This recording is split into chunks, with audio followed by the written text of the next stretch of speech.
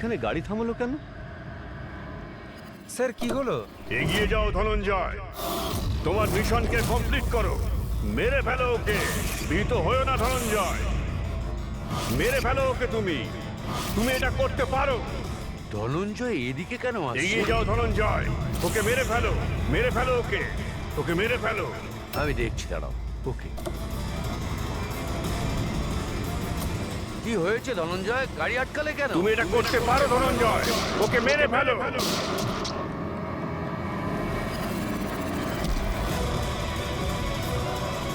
ও মাই god! Sanjit বাবু, আপনার কি হলো?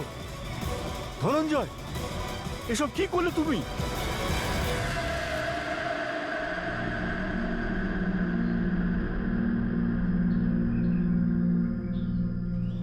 মন্ত্রী সিকিউরিটি ইনচার্জ উনিই ছিলেন? হ্যাঁ স্যার, ধনঞ্জয় বাবু উনি ইনচার্জ ছিলেন। অদ্ভুত স্যার, যাকে বডিগার্ড রেখেছিল সেই মেরে দিল। মন্ত্রী মশাইকে মারার কোনো বিশেষ কারণ? স্যার এটা তো ধনঞ্জয় স্যারই বলতে পারবেন। আচ্ছা, একটা কথা বলো, গুলিটা ভেতর থেকে মেরেছে না বাইরে থেকে? স্যার গাড়ির বাইরে থেকে মেরেছে। ধনঞ্জয়, ধনঞ্জয়, শকে আছে মনে হচ্ছে। তোমরা কোথায় যাচ্ছিলে? স্যার একটা চিলড্রেন ফাউন্ডেশনের মিটিং ছিল, ওখানে যাচ্ছিলাম। আমাদের গাড়ি আগে ছিল আর মিনিস্টারের গাড়ি পেছনে। আর আমি ধনঞ্জয় স্যারের সাথে সিকিউরিটির ব্যাপারে কথা বলছিলাম, কিন্তু উনি আমার কোনো কথায় মনোযোগ দিচ্ছিলেন না। আর কেমন কেমন যেন বিহেভ করছিলেন স্যার, আর দেখে মনে হচ্ছিল যেন খুব টেনশনে আছে। আমি জিজ্ঞেস করলাম কি হয়েছিল, উনি কেমন উল্টোপাল্টা কথা বলতে লাগলেন। স্যার, জজ শ্রীকান্তের সঙ্গেও তো এটাই হয়েছিল। আচ্ছা, এই দুটো কেস একই রকম নয় তো? আর কেউ ছিল মন্ত্রীবাবুর সঙ্গে? স্যার বীরেনবাবু। বীরেনবাবু, হ্যাঁ স্যার। আপনি মন্ত্রীবাবুর সঙ্গে ছিলেন তো? হ্যাঁ স্যার, আমি ছিলাম। মন্ত্রীমশাই আপনাকে কিছু বলেছেন এই ধনঞ্জয়ের ব্যাপারে? স্যার, মিনিস্টার সবসময় ধনঞ্জয়ের প্রশংসাই করতেন স্যার। ওনার প্রাণ সংশয় ছিল। এই কিছুদিন আগেই ধনঞ্জয় ওর প্রাণ বাঁচিয়েছিল। বড় অদ্ভুত ব্যাপার স্যার, কিছুদিন আগে যেই লোকটা নেতার প্রাণ বাঁচালো, আজ সেই লোকটাই তাকে খুন করলো। আচ্ছা, গুলি মারার পরে ধনঞ্জয় পালিয়ে যাওয়ার চেষ্টা করেছিল? না স্যার, বরং নিজেকে গুলি মারার চেষ্টা করেছিল। স্যার, অনেক কষ্ট করে সিকিউরিটি গার্ডরা ওকে আটকেছিল স্যার। অদ্ভুত ব্যাপার স্যার। জজ শ্রীকান্ত খুন করার পরে নিজেকে নিজে গুলি মেরে দিয়েছিল, আর এও নিজেকে গুলি করার চেষ্টা করেছিল। একটা কাজ করা যাক, ধনঞ্জয়কে বিউরোতে নিয়ে যাই, ওখানে গিয়েই জিজ্ঞাসাবাদ করব আমরা। আর একটা কথা বুঝতে পারছি না দয়া, খুন করার পরে খুনি তার নিজেকে গুলি কেন করছে? কেন?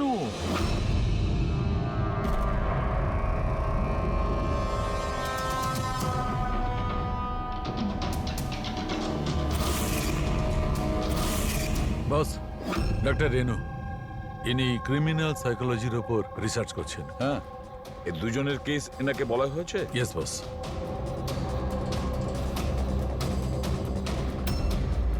আমার ছেলে কোথায়? আমি ওর কাছে যাব। ইনি মিনিস্টারের সিকিউরিটি ইনচার্জ ধনঞ্জয়ের মা। ও, ওকে এখানে কেন এনেছেন? দেখুন, আপনার ছেলে মন্ত্রীবাবুকে খুন করেছে। না না, আমার ছেলে কাউকে খুন করতে পারে না। ও তো নিজেই অসুস্থ, ওর মানসিক পরিস্থিতি ঠিক নেই। কি কি অসুখ হয়েছে আপনার ছেলের? গত কিছুদিন ধরে ও কিছু কিছু আওয়াজ শুনতে পেত।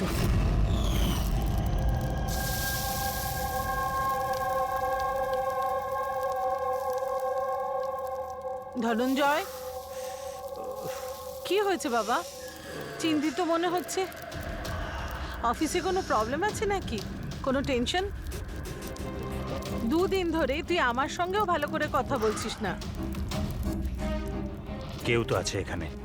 শোন না, আমি তোর ফেভারিট রান্না করছি, পালং শাক।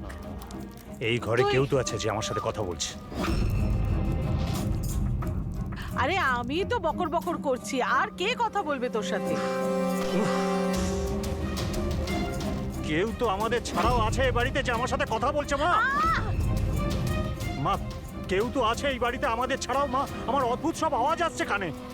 কেউ আমার সাথে কথা বলছে? আমরা দুজন ছাড়া আর কেউ নেই বাড়িতে। কেউ আছে যে আমার সাথে বন্ধ হয়ে গেল আওয়াজটা। আবার আসছে, আবার এই আসছে। ধনঞ্জয়, কেউ নেই, কেউ আরে নেই বলছি। কেউ তো আছে মা এখানে। কেউ নেই বাবা, তুই এখানে বস। মনে হচ্ছে তোর শরীর ঠিক নেই, আমাদের ডাক্তারের কাছে যাওয়া উচিত। কিন্তু এমনটা তো শুধু স্কিজোফেনিয়াতেই হয়। স্কিজোফ্রেনিয়া? হ্যাঁ, হয়তো আপনারা এটা জানবেন যে স্কিজোফ্রেনিয়া একটা মানসিক রোগ। এরকম অবস্থায় পেশেন্ট অনেক রকমের আওয়াজ শুনতে পায়, মানুষ না হওয়া সত্ত্বেও তারা দেখতে পায়, আর পেশেন্ট এমনকি নিজেকে মেরে ফেলার চেষ্টাও পর্যন্ত করে। আপনারা কি আমাকে বলতে পারবেন যে ওই পেশেন্টদের বয়স কত ছিল? শ্রীকান্ত বাবুর বয়স 50 বছর আর ধনঞ্জয় 42।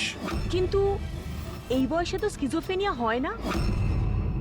আমি কি ওর সাথে দেখা করতে পারি? পেশেন্টের সঙ্গে কথা বলতে হবে। হ্যাঁ নিশ্চয়ই, পড়বি।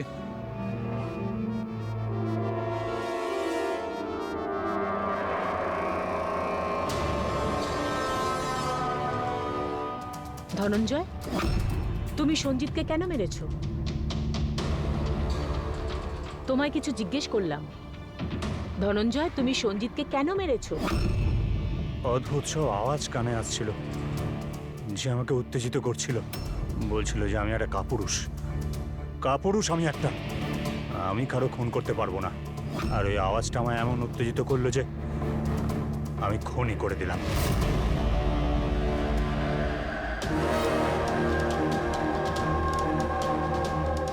আর তোমার গাল এটা ফুলে আছে কেন? আমার দাঁতে ইনফেকশন হয়েছে। জজ শ্রীকান্ত, ওরও তো দাঁতে ইনফেকশন ছিল স্যার। হ্যাঁ, আমার ছেলেরও দাঁতের চিকিৎসার পর থেকেই ওর শরীর খারাপ হচ্ছিল। কি? দাঁতের চিকিৎসা করানোর পরে আপনার ছেলে শরীর খারাপ হয়? এই কোন ডেন্টিস্টের কাছে ট্রিটমেন্ট করিয়েছেন? Doctor Raman, red candy hospital. Red candy হসপিটালে গিয়েছিল, তারপর থেকে ওনার সঙ্গে এই সমস্ত কিছু হচ্ছে। কিরকম কোইন্সিডেন্স দেখেছো? ধনঞ্জয় আর শ্রীকান্ত দুজনেরই দাঁতের প্রবলেম, দুজনের ডেন্টিস্ট এক, আর ওদের দাঁতের চিকিৎসা করার পরেই শরীরটা খারাপ হয়েছে। এটা কিরকম কোইন্সিডেন্স? গন্ডগোল আছে, অনেক গন্ডগোল আছে।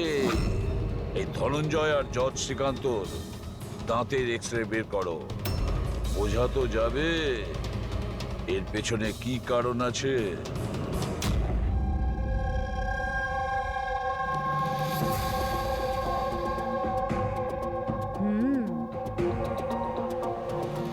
এটা কি হতে পারে স্যার? এটা দেখুন। কি হয়েছে? এই মার্কস। তাই তো, দাঁতের উপর এগুলো কি ফরেন অবজেক্টের মতো? এক্স্যাক্টলি, তার উপর দুজনের দাঁতেই রয়েছে। দুটো লোকের দাঁতের উপর কিছু একটা ফরেন বডির মতো কিছু একটা, কি হতে পারে? সারিকা, হ্যাঁ এক কাজ করো, এসিপি সাহেবকে ফোন করো, ওনাকে বলে দাও কেসের সূত্র পাওয়া গেছে।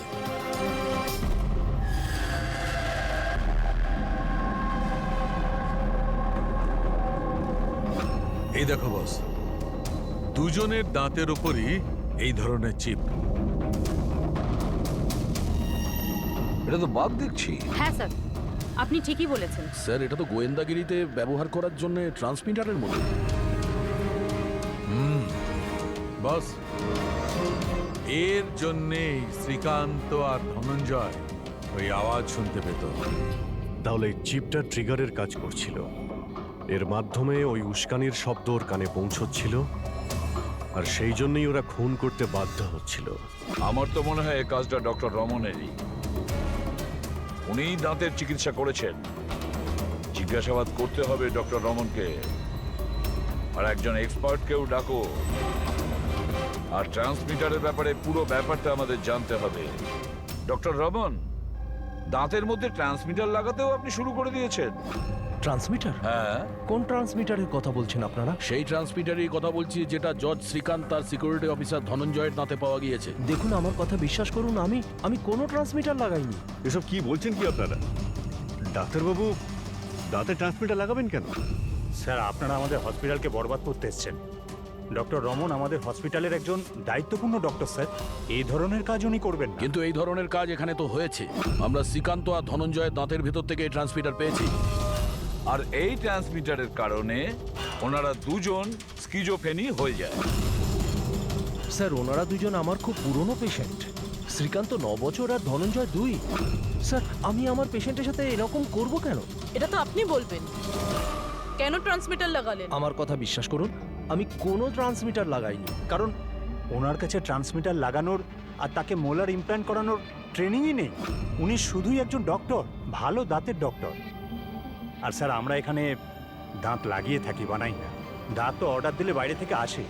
কোথা থেকে অর্ডার করেন আপনারা দাঁত? ডেনজা বায়োকেয়ার। ডেনজা বায়োকেয়ার। হেডরিক, পঙ্কজ, ডক্টর রমনের চেম্বারটা ভালো করে চেক করো। প্রতিটা কোণা ভালো করে দেখো। আর কতজনের দাঁত ইমপ্ল্যান্ট করেছেন? তাকে প্রায় 20 জনের। আচ্ছা, তাহলে ওই 20 জনের নাম আর ঠিকানা আমাদের চাই। দয়া স্যার, হতে পারে ওই 20 জনের জীবনও বিপন্ন।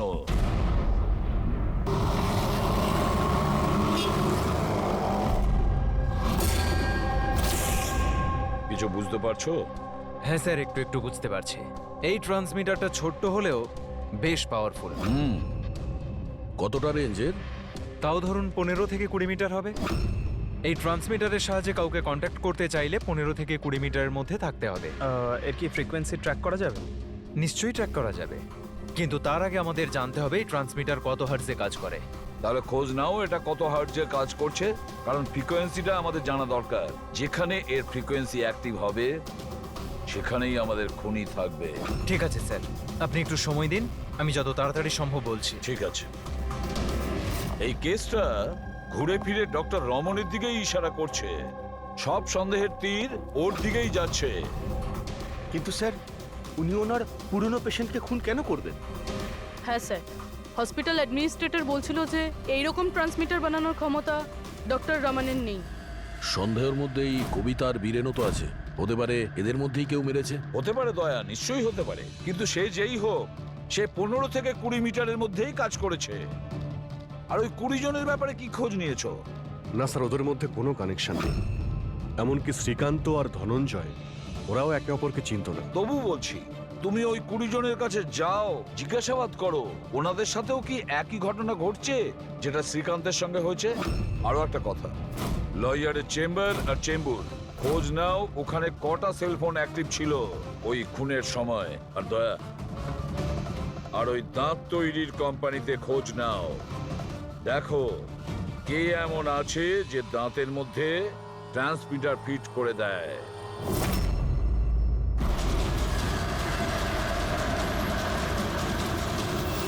বিনয় তো আপনারই নাম। হ্যাঁ, আমার নামই বিনয়। সরি, চিনতে পারলাম না। আমরা সিআইডি অফিসার। কেন স্যার, আমি কি কোনো ভুল করেছি? না না, আপনি কোনো ভুল করেননি। অ্যাকচুয়ালি আমরা একটা কেসের ব্যাপারে জিজ্ঞাসাবাদ করতে এসেছি। আপনার দাঁতের মধ্যে কোনো প্রবলেম ছিল না? হ্যাঁ। আচ্ছা, চিকিৎসা কোথায় করেছিলেন আপনি? Red candy hospital. আচ্ছা, ট্রিটমেন্ট করানোর পরে আপনার কোনো সমস্যা হয়েছে? আই মিন, কোনো অদ্ভুত ধরনের শব্দ শুনতে পাচ্ছেন, বা মানে কেউ কোনো অর্ডার দিচ্ছে কিছু করার জন্য? না, সেরকম কিছু নয়, তবে 2-1 বার ব্যথা হয়েছিল। সে তো নর্মাল, দাঁত লাগাবেন যখন একটু আধটু ব্যথা তো করবে। ঠিক আছে, যদি কোনো সমস্যা হয় তাহলে আপনি অবশ্যই আমাদের বলবেন। আর হ্যাঁ, অচেনা কারোর কোনো কথা শুনবেন না, আর কেউ যদি ডাকে কোনো অচেনা জায়গাতে যাবেন না। ওকে, ঠিক আছে, মনে রাখবেন কথাগুলো। ঠিক আছে। ডক্টর রমন খুবই ভালো। দাঁত লাগানোর পর আমার খুব একটা কিছু প্রবলেম হয়নি। আপনি কোনো আওয়াজ শুনতে পান? কি বললেন বুঝলাম না। না, যাদেরকে ডক্টর রমন দাঁত লাগিয়েছে তাদের মধ্যে কয়েকজন অদ্ভুত ধরনের আওয়াজ শুনতে পাচ্ছে। না, আমার সাথে তো এরকম কিছুই হয়নি। আচ্ছা, যদি আপনার সঙ্গে এমন কিছু হয় আপনি কিন্তু আমাদের ইনফর্ম করবেন। ইয়া, শিওর। আপনারা এখানে দাঁত বানান না মিনিয়েচার ট্রান্সমিটার? মানে কি স্যার? মানে এটাই যে এখানে দাঁতের মধ্যে ট্রান্সমিটার ফিট করা হয়? খুন করার ষড়যন্ত্র করা হয় এখানে, হ্যাঁ? না স্যার, আপনাদের কোথাও ভুল হচ্ছে স্যার। আমরা এই ধরনের ইলিগাল কাজ এখানে করি না। ইল্লিগাল কাজ হয়েছে এখানে। এই দেখুন, রেড ক্যান্ডি হসপিটালে আপনারাই দাঁত পাঠিয়েছিলেন তাই না? আগে হ্যাঁ ম্যাডাম। তার ভিতরে ট্রান্সমিটার ফিট করা ছিল। জজ শ্রীকান্ত আর সিকিউরিটি অফিসার ধনঞ্জয়ের দাঁত এখানেই বানানো হয়েছিল না? দাঁড়ান স্যার, চেক করে বলছি।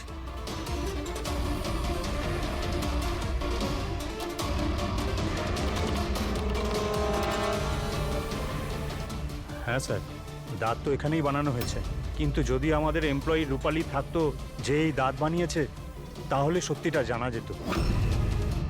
কোথায় আপনাদের সেই এমপ্লয়ি রূপালী? ও তো কাল রাতেই মারা গেছে। কি করে মারা গেছে? ওর তো অ্যাজমা অ্যাটাক হয়েছিল, অথচ কোনো সমস্যা হয়েছে আপনার? না, কোনো প্রবলেম নেই, ওই দাঁত লাগিয়েছিলাম, ঠিক আছে। না মানে অদ্ভুত ধরনের কোনো আওয়াজ শুনতে পাচ্ছেন কি আপনি? না স্যার, কিন্তু কি হয়েছে?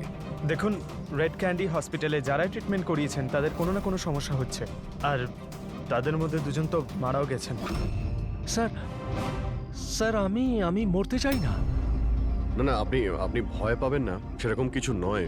আপনার যদি কখনো কোনো এরকম সমস্যা হয় যে আপনি অদ্ভুত ধরনের শব্দ শুনতে পাচ্ছেন বা এমন কোনো কাউকে দেখতে পাচ্ছেন যে নেই, মানে কেউ যদি আপনাকে বলে কার সঙ্গে কথা বলছেন, যদি এরকম কিছু হয় তাহলে অবশ্যই আমাদের ফোন করবেন। পঙ্কজার কতজন বাকি রয়েছে? স্যার, চেক করার জন্য আরো 5 জন বাকি আছে। ওই 5 জনকে খুব তাড়াতাড়ি চেক করতে হবে। কে বলতে পারে যে ওই খুনির পরবর্তী টার্গেট এদের মধ্যে কেউ হতে পারে? হ্যাঁ স্যার।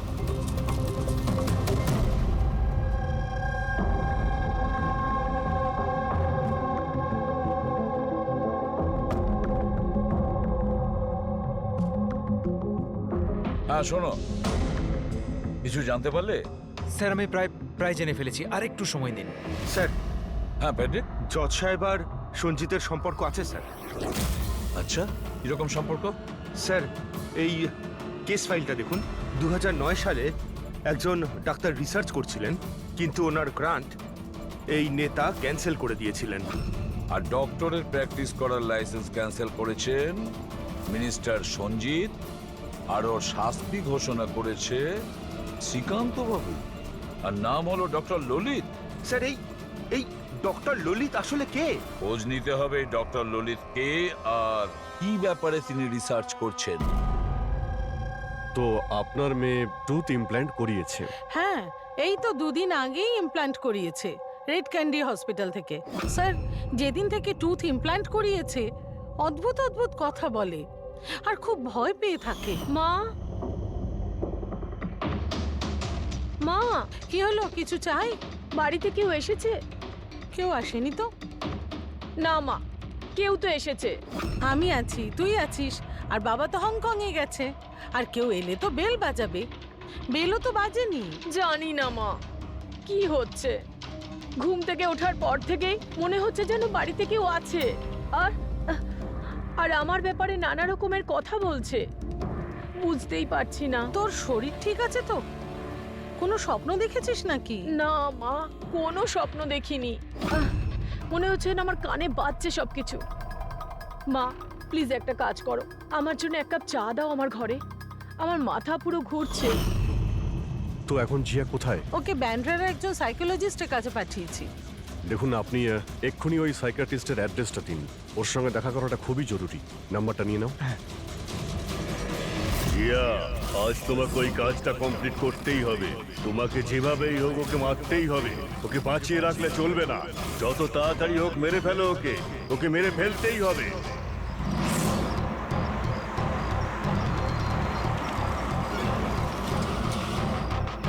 কোথায় যাবেন ম্যাডাম? JK market. ওকে বলো তোমাকে জেকে মার্কেট যেতে হবে। আমি বলছি ম্যাডাম, কোথায় যাবেন? JK market. আচ্ছা বসুন।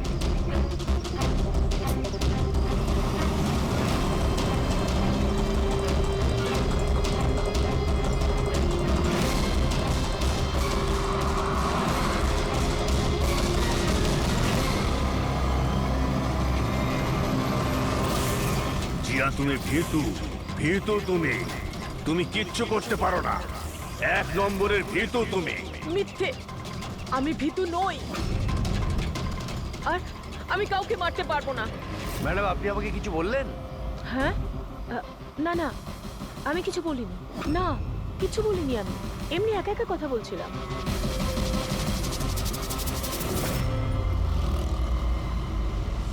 জিয়া, তোমায় ওকে মারতেই হবে। তুমি ওকে বাঁচিয়ে রাখতে পারো না। তোমায় ওকে মারতেই হবে জিয়া। মেরে ফেলো ওকে। না, আমি কাউকে খুন করতে পারবো না। কারণ না। আরে দাদা, গাড়ি কেন থামিয়ে দিলেন? ম্যাডাম, গাড়ি আর আগে যাবে না। কেন যাবে না? আমি তো বললাম ম্যাডাম, গাড়ি আর আগে যাবে না। যাবেন না যখন তো আগে বলতে পারতেন। ম্যাডাম, আপনি নামবেন না আমি গাড়ি থেকে নামবো?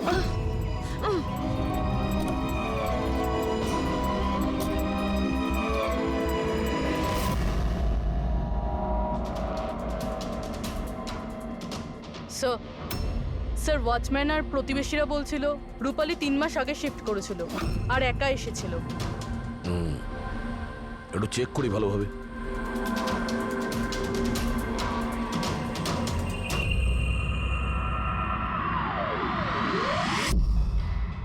এটা কি?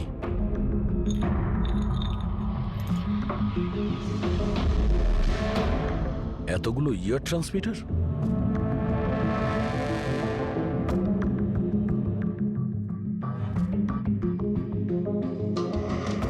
ডক্টর রমনের পেশেন্টদের পুরো ডিটেলস আছে এখানে। এই দেখো স্যার, এই জিয়া তো সেই যার ব্যাপারে অভিজিৎ স্যার আমাদের বলেছিল। স্যার, এই রূপালী এ কারোর হাতের পুতুল ছিল না তো?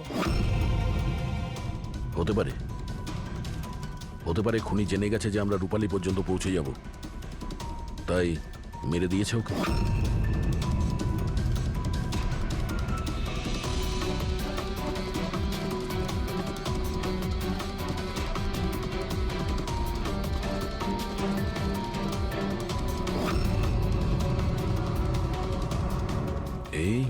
এই মিনিস্টার, সঞ্জিত, বীরেন আর জিয়া, এই 3 জনের মুখে রেড সার্কেল। মন্ত্রীমশাইয়ের মুখে ক্রস মেরেছে। মন্ত্রীমশাই তো মারা গেছেন, এখন বাকি আছে এই বীরেন আর জিয়া। মানে পরের নম্বর এদের।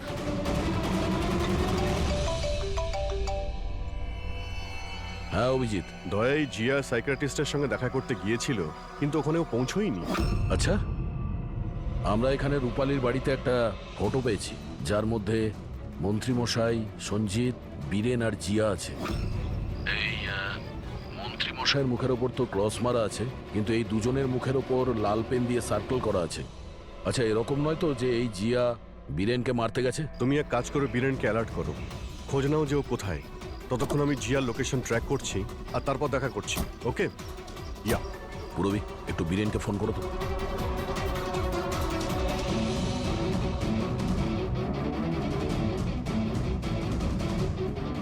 স্যার, বীরেনের ফোন তো বন্ধ আসছে।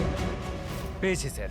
হ্যাঁ স্যার, এই ট্রান্সমিটার 1.8 মেগাহার্টজ থেকে 2 মেগাহার্টজের মধ্যে কাজ করে। গ্রেট।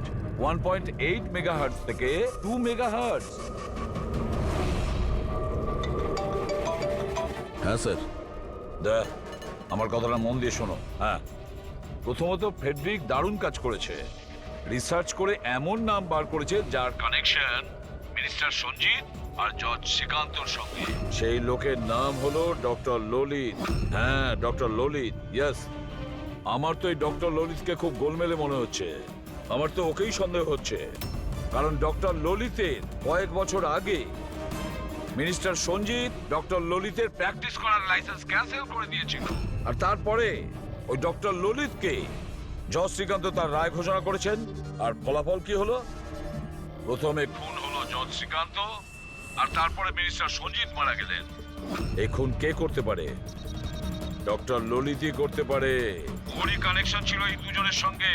ব্যাস, এবার ডক্টর ললিত যে ফ্রিকোয়েন্সি থেকে অপারেট করতো সেটা জানা গেছে। হ্যাঁ, টেকনো এক্সপার্ট আমাদের বলে দিয়েছে 1.8 মেগাহার্টজ থেকে 2 মেগাহার্টজ। ব্যাস, ওই ফ্রিকোয়েন্সি থেকে আমরা ট্যাপ করব ডক্টর ললিতকে। জানা যাবে যে ডক্টর ললিত কার কার সাথে কথা বলে এবং কি কথা বলে। আর দয়া, রেডিও ফ্রিকোয়েন্সি 1.8 মেগাহার্টজ থেকে 2 মেগাহার্টজ আমাদের সমস্ত পুলিশ স্টেশন এবং রেডিও ভ্যানকে জানিয়ে দাও। এবার দেখবো আমরা কতদূর পালাতে পারে এই ডক্টর ললিত।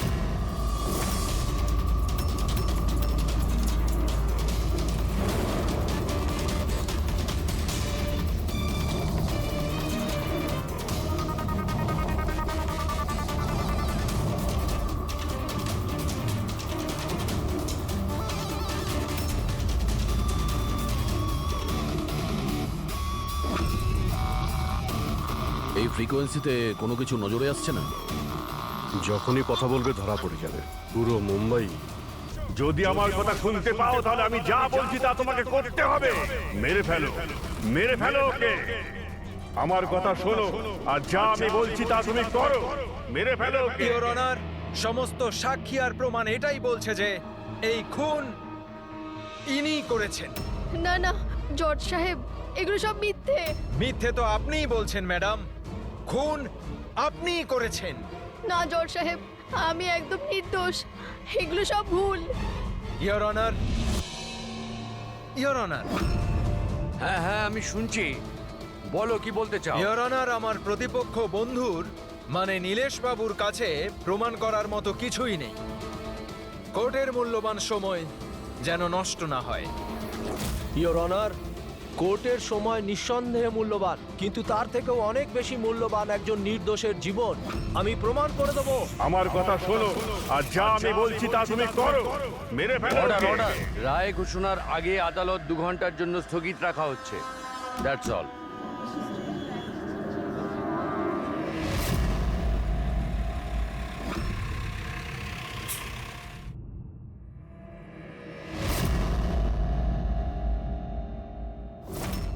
শোনো, তোমাকে ওকে মেরে ফেলতে হবে।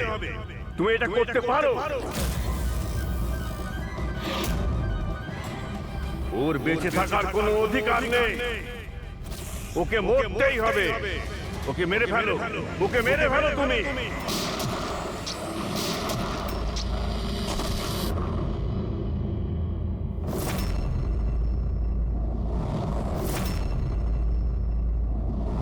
স্যার, এরা বলছে যে প্রীতিকা এখানে ছিল যখন জাজ শ্রীকান্ত এখানে আসে আর ওর ওপরে গুলি চালায়। তারপরে ও এখানে এসে নিজেকেই নিজে গুলি করে দিয়েছে। ওখানে যখন এসব ঘটনা ঘটে তখন যারা ছিল তারা কোথায়? তারা কোর্টরুমে আছে।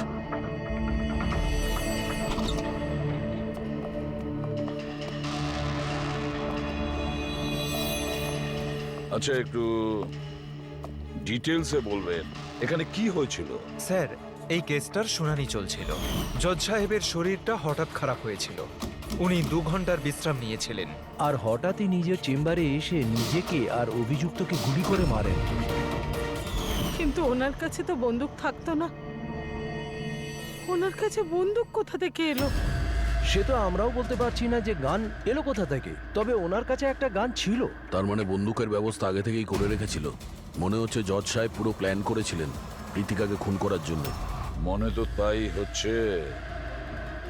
আচ্ছা, জজ সাহেবের এই কেসের সঙ্গে কোনো পার্সোনাল ইনভলভমেন্ট ছিল? না না স্যার, সেরকম কিছু নয়। প্রীতিকার সাথে কোনো ব্যক্তিগত শত্রুতা? জজ সাহেব তো খুবই বুঝদার মানুষ ছিলেন। কেসের প্রত্যেকটা দিক খুব মনোযোগ সহকারে লক্ষ্য করতেন স্যার। বেশ কয়েকদিন ধরে আমার এটাই মনে হচ্ছিল যে কিছু না কিছু গন্ডগোল আছে। ম্যাম, তাহলে কি জজ সাহেবের শরীর ভালো ছিল না? সেটা তো আমি জানি না, কিন্তু কিন্তু হ্যাঁ, উনি অদ্ভুত অদ্ভুত আওয়াজ শুনতে পাচ্ছিলেন। এমনই একটা ঘটনা হয়েছিল। কি গো, এসো, খেতে দিচ্ছি তো।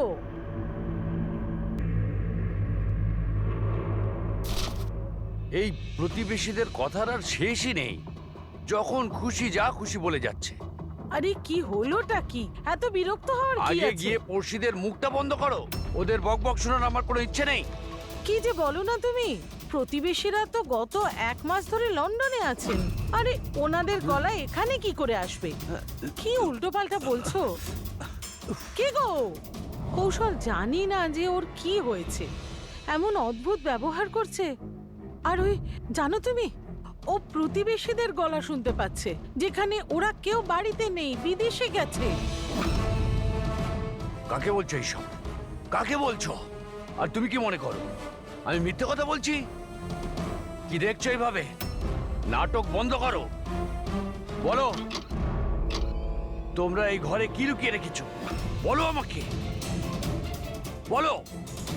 আমি সব জানি, সব জানি আমি। তুমি আমাকে পাগল করার চেষ্টা করছো না?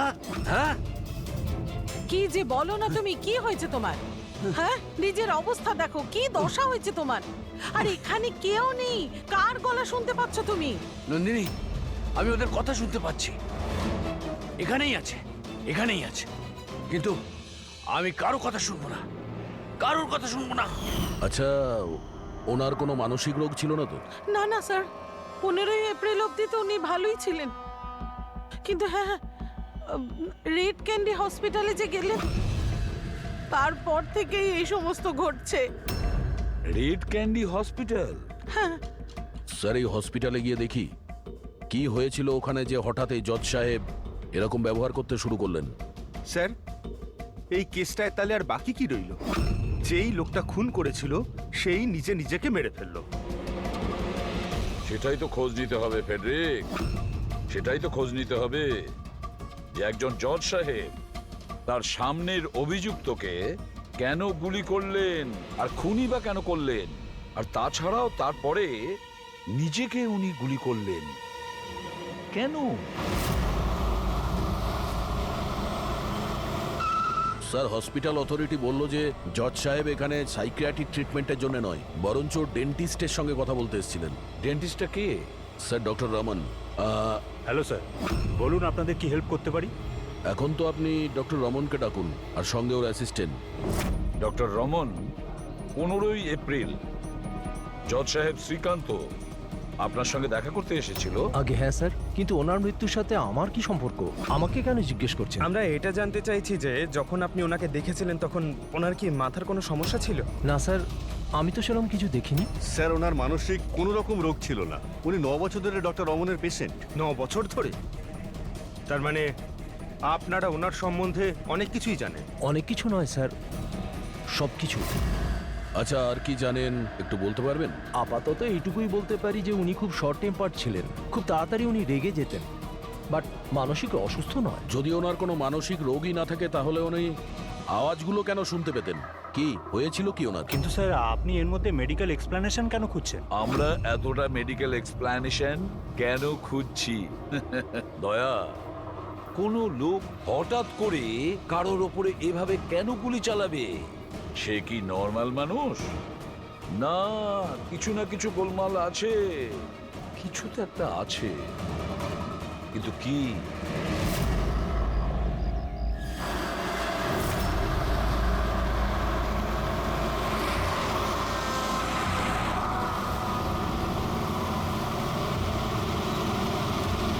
বীরেন, তুমি শুধু শুধু চিন্তা করছো।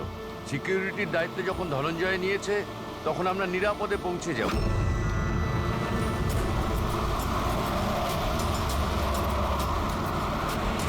সে কথা তো ঠিক, কিন্তু আপনি তো হুমকি পাচ্ছেন।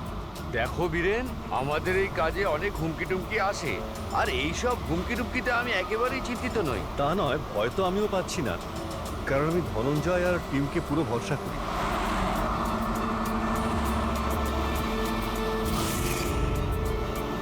স্যার, আমরা হলের 500 মিটার পর্যন্ত কাউকে যেতে দিচ্ছি না, আর সব জায়গায় সিসিটিভি লাগানো রয়েছে।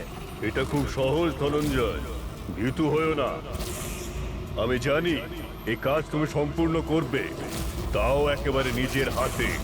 তুমি শুনতে পাচ্ছ তো ধনঞ্জয়? তুমি ভীতু নও, ভীতু নও, তুমি ভীতু নও, তুমি এই কাজটা সম্পূর্ণ করবে। ব্লক বি এর অ্যারেঞ্জমেন্টের ব্যাপারে তুমি কি বলছিলে?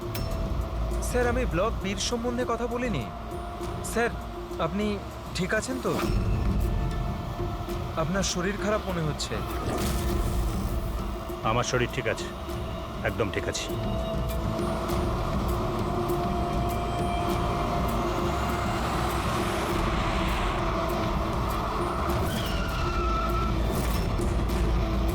ধনঞ্জয়, তোমার ওকে মারতেই হবে। মেরে ফেলো ওকে, ওকে মেরে ফেলো, ওকে মেরে ফেলো ধনঞ্জয়, মেরে ফেলো। গাড়ি থামাও।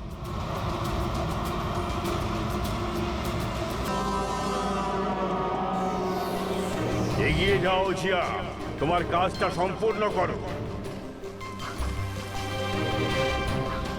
এটা কে হতে পারে যে সঞ্জিতের খুনের ব্যাপারে আমাকে এখানে ডেকে পাঠিয়েছে? জিয়া, ওকে মারতে হবে তোমায়। ওর বেঁচে থাকার কোনো অধিকার নেই।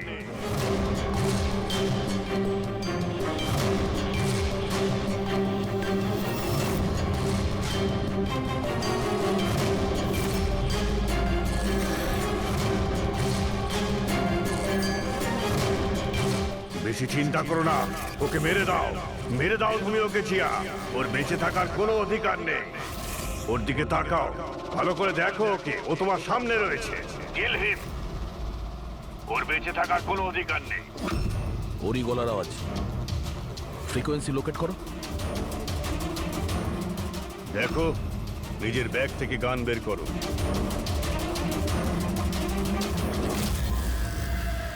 জিয়া, তুমি ভীতু নও। Shoot him, shoot him. Location কি বলছে? স্যার, জেডি মার্কেট মারোল দেখাচ্ছে।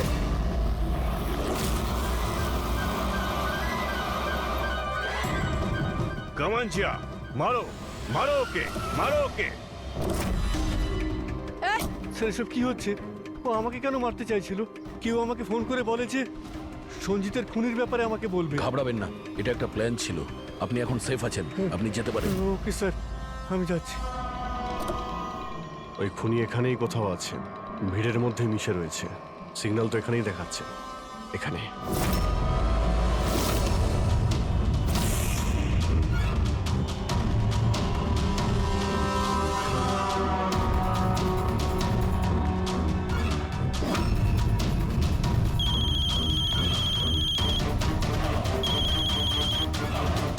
হ্যালো, অভিজিৎ বলছি, মাঝে মধ্যে আমাদের সঙ্গে দেখা করো।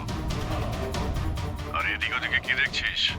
আমি তোর পিছনেই আছি, মিস্টার ললিত।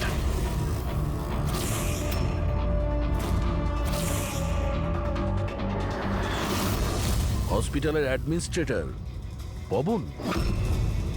অপরাধী যতই তার নাম বদলাক আর তার বেশ বদলাক, একদিন না একদিন তাকে ধরা পড়তেই হয়। কি, চলো।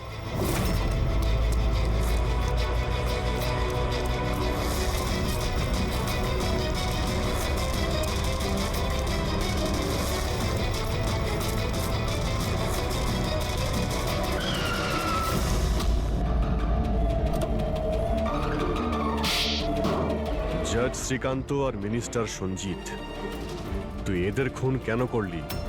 প্রতিশোধ নিতে চেয়েছিলাম। প্রতিশোধ। ওরা আমার জীবন বরবাদ করে দিয়েছিল। এরকম প্রতিশোধ? আমি নামকরা ডাক্তার ছিলাম। স্কিজোফ্রেনিয়া নামক একটা অসুখের উপর তার ট্রিটমেন্টের জন্য আমি এক্সপেরিমেন্ট করছিলাম। সফলও হয়েছিলাম। আমার অ্যাসিস্ট্যান্ট জিয়া এইচওডি বীরেনকে কমপ্লেন করে দিল। আর এইচওডি বীরেন তো মিনিস্টার সঞ্জিতের কাছেই আমার কমপ্লেন করে দিল। আর নেতা সঞ্জিত তোমার এই এক্সপেরিমেন্ট বন্ধ করে দেয়। হ্যাঁ, আমার প্রজেক্ট মাঝপথেই থেমে গেল। তাহলে তুই জেলে কি জন্য গিয়েছিলি? আসলে আমার গাফিলতির কারণে একটা মানুষের মৃত্যু হয়ে যায়। জজ শ্রীকান্ত কিছু চিন্তা ভাবনা না করেই 10 বছরের সাজা দিয়ে দেন আর ডক্টর হওয়ার সম্মানটাই ছিনিয়ে নেন। তাহলে তুই এদের মেরে তোর হারিয়ে যাওয়ার সম্মান উদ্ধার করতে চেয়েছিলি। নামান্না, রূপালী, এদের ইনভলভমেন্ট কি ছিল? জেল থেকে বেরোনোর পর আমি আমার শত্রুদের ট্র্যাক করতে শুরু করি। আমি ওদের মধ্যে এমন একটা ডিভাইস ফিট করতে চেয়েছিলাম যেন ওরা কিছু টের না পায়। ডক্টর রমন আর রূপালী আমাকে সাহায্য করছিলেন। ওরা কিভাবে সাহায্য করেছিল? জজ শ্রীকান্ত আর জিয়ার দাঁতের সমস্যা হয়েছিল। ওরা ওদের চেক আপের জন্য ডক্টর রমনের ক্লিনিকে আসা যাওয়া করতো। নেতা সঞ্জিতের দাঁতে কোনো সমস্যা ছিল না, কিন্তু তার বডিগার্ড ধনঞ্জয়ের দাঁতে প্রবলেম ছিল। আমি ওকে ফ্রি ডেন্টাল চেক আপের লোভ দেখালাম আর ডক্টর রমনের ক্লিনিকে পাঠিয়ে দিলাম। ডক্টর রমন ওকে নতুন দাঁত লাগানোর পরামর্শ দিলেন। আর আমার কথাতেই রূপালী ও দাঁতের মধ্যে ডিভাইস ফিট করে দিল। আর রূপালী এসব করতে রাজি হলো? হ্যাঁ, কারণ আমি রূপালীকে ভালোবাসতাম। আমরা দুজন মিলেই ডেন্টাল ক্লিনিক খুলেছিলাম। রূপালী সেই কাজে আমার সাহায্য করত। তাহলে ওকে তুই কেন খুন করতে গেলি? কারণ জজ শ্রীকান্ত আর মিনিস্টারের মৃত্যুর পর ওর কাছে পৌঁছে যেতেন আমি ধরা পড়ে যেতাম। তাই ওর মুখ বন্ধ করতে ওকে মারতে হলো। শুধুমাত্র বদলা নেওয়ার জন্য তুমি অনেক কিছু করেছো, কত সুন্দরভাবে খুন করেছো। এর ফল কি হয়েছে? শেষ পর্যন্ত ধরাই পড়লে না? আমার উদ্দেশ্য কাউকে মারা ছিল না স্যার। আমি জিনিয়াস সেটা প্রমাণ করতে চেয়েছিলাম। রক্ত মাংসে গড়া মানুষগুলোকে অস্ত্র বানিয়েছিলাম। তোর যদি এই ব্রেনটাই তুই কোনো ভালো কাজে লাগাতিস তাহলে অপরাধী নয়, আর সারা জীবন জেলের মধ্যে পচে মরতেও হতো না তোকে।